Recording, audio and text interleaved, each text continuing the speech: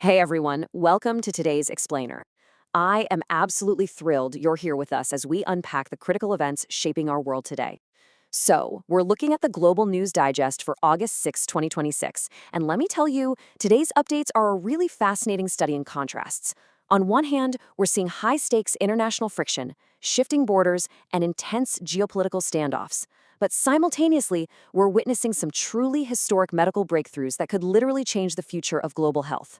We're going to look closely at the data and reports from just the last 24 hours to make sense of a highly complex global picture. Okay, let's dive into this. Here is our roadmap. We've organized today's massive influx of news into four distinct themes: conflicts and border security, global health and medicine, politics and global governance, and finally, disasters, crime, and incidents. Right, starting off with Section 1, conflicts and border security. And this brilliantly illustrates the interconnected geopolitical friction happening right now. It's like a giant puzzle. In the Middle East, negotiations over crucial transit fees in the Strait of Hormuz, they've stalled out entirely. Further north, up in Ukraine, active air attacks continue, including a major strike on Kyiv. And looking over at European security, the Spanish enclave of Ceuta in North Africa is facing a massive border surge. It's actually prompted emergency meetings for national navy deployments. All of these pressure points, they're entirely interconnected. Zooming in on the Middle East for a second, the negotiations between Iran and Oman regarding designated maritime transit corridors in the Strait of Hormuz have hit a complete, literal roadblock over transit fees. The stakes here are incredibly high. President Trump explicitly noted that military action remains an option if interim agreements fail. Meanwhile, international shipping bodies are raising some serious red flags, officially warning against establishing any precedents for transit tolls in such crucial global shipping lanes. Staying in that region, the Israeli Defense Forces are maintaining strict border buffer positions. Following a recent pause in broader foreign strikes, the IDF is still actively continuing tactical operations down in the southern border security zones.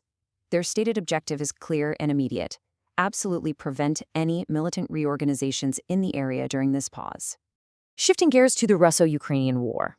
17. That is the devastating number of civilians killed today, after Russian forces launched a massive missile and drone strike.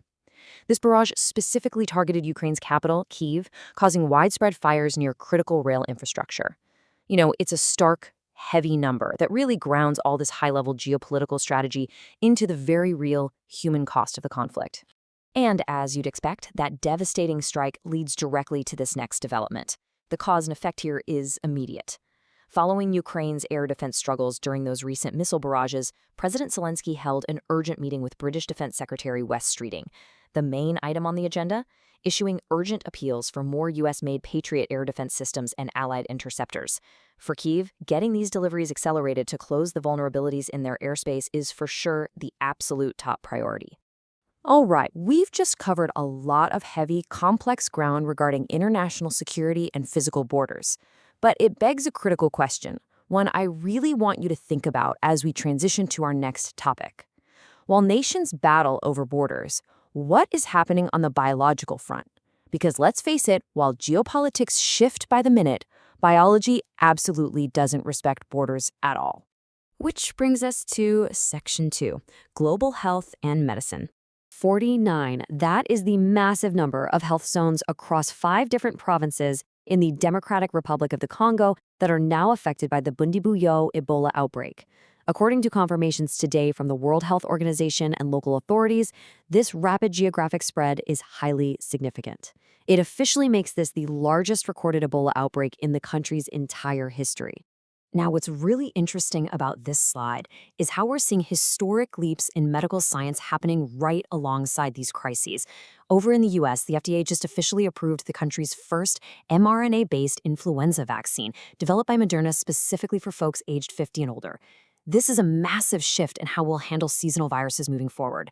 And on the flip side, in direct response to the crisis we just discussed, Canadian health regulators have officially approved clinical trials for an experimental vaccine targeting that specific Bundibugyo Ebola strain.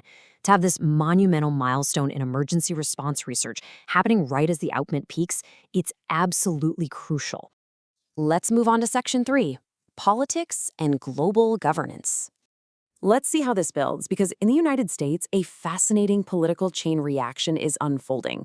Following progressive candidate Dr. Abdul Al-Sayed's major political upset over Congresswoman Haley Stevens in Michigan's Democratic U.S. Senate primary, we are seeing immediate ripple effects.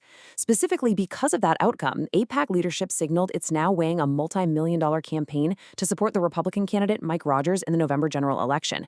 It is just a perfect example of how primary upsets can instantly trigger massive strategic shifts in general election spending. Meanwhile, over in India, we have major governance news out of Tamil Nadu. Today, Chief Minister Vijay presented his government's maiden state budget. The administration's financial roadmap is zeroing in on three core areas: expansive welfare allocations, dedicated student support programs, and a broad expansion of public infrastructure. It's a very clear, definitive declaration of the new government's social priorities for the state. In the realm of global sports governance, FIFA made headlines today regarding their highly controversial $20 billion commercial expansion proposal. So, FIFA's Governing Council released a statement formally apologizing for their handling of the World Cup expansion plan. But, and here's the catch, simultaneously within that very same meeting, the executive board formally reaffirmed their full support for President Gianni Infantino's continued leadership. Quite the balancing act. Okay, wrapping things up with Section 4, Disasters, Prime, and Incidents. So the crucial point here is that while massive geopolitical and medical shifts dominate the headlines, the unpredictable chaos of daily life just keeps going on the ground. Let's do a quick run-through. In Arunachal Pradesh, India, 2 separate earthquakes struck within a 2-hour window today, rattling regional infrastructure but thankfully resulting in no immediate casualties. Across the globe, in Spokane, Washington, law enforcement arrested a 37-year-old suspect on first-degree arson charges connected to the devastating wildfires that have already wiped out over 700 structures. And in London, a stabbing incident in Covent Garden left 4 men injured and resulted in the swift arrest of a 47-year-old woman. Well, we have just unpacked 15 major global headlines, and all of this unfolded within a single 24-hour cycle. I mean, think about that for a second. How quickly does our global landscape shift in just one day? From the Strait of Hormuz to laboratories in Canada, from polling stations in Michigan to fault lines in India. It is a highly complex, deeply interconnected world we're navigating. I really hope this explainer has helped you connect the dots today and gives you a clearer understanding of the forces shaping our tomorrow. Keep asking questions, keep looking at the data, and we will catch you next time.